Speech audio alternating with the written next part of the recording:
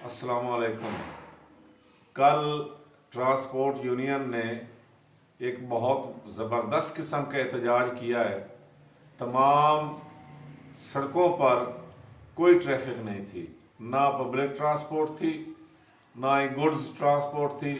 और transport union की जितनी भी तंजीमें हैं सब ने आपस में इत्फाक करके और इकट्ठे होकर इस एहतजाज को बड़ा कामयाब किया है और ये एहतजाज वाकई बड़ा कामयाब हुआ है। मैं इस पर उनकी तारीफ़ करना चाहता हूँ और उनको शाबाश देना चाहता हूँ कि आपने बहुत ज़बरदस्त किस्म का एहतजाज किया और ये जो एक ज़ालमाना कानून और ऑर्डिनेंस जो पास हुआ था इसके ख़िलाफ़ आपने बड़ी ज़बरदस्त किस्म की आवाज़ उठाई है।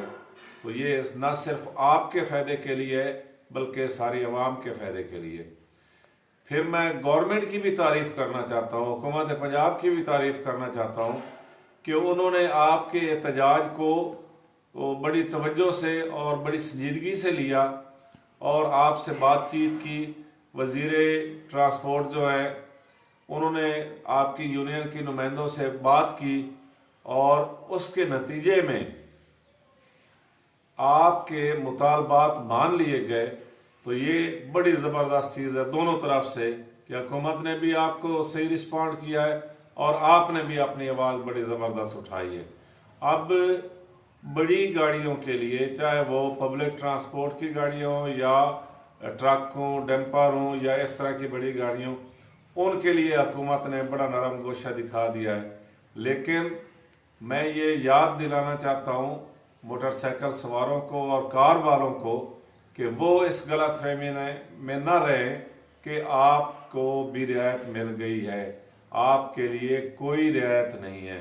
आपने सारा काम इसी तरह करना है जैसे पहले चल रहा था।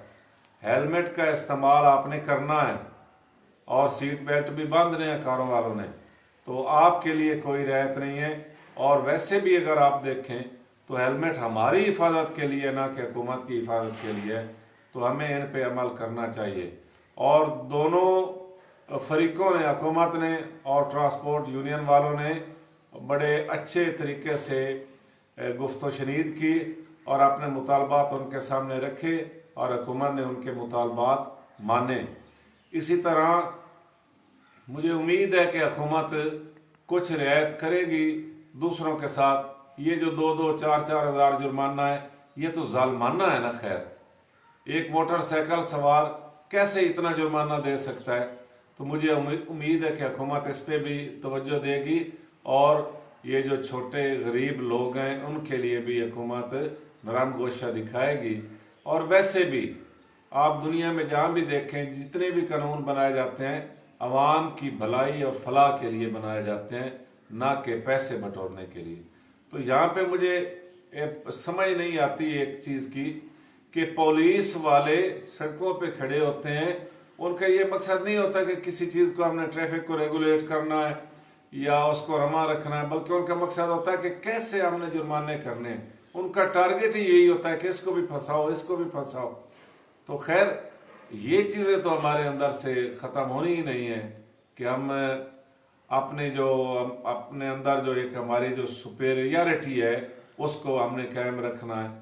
बड़े अफसोस की बात होती है और बहुत से अच्छे लोग भी हैं पुलिस में। मैं अक्सर देखता हूँ यहाँ पे बहुत वीडियो वायरल हो रही हैं कि बहुत अच्छे लोग भी हैं और पुलिस वाले जो अच्छा किरदार अदा करते हैं, अच्छा काम करते हैं, तो उनको इज्जत भी मिल रही है।